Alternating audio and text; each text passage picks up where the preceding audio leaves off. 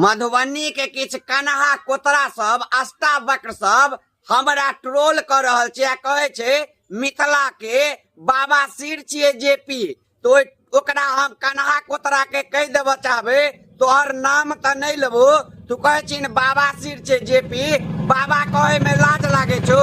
तोहर बापक बाप छियो जकरा मिथिला में दादाजी कहल जाय छे। दादाजी कहे में लाज लागे छो? बाबा कहे में लाज लागे छो?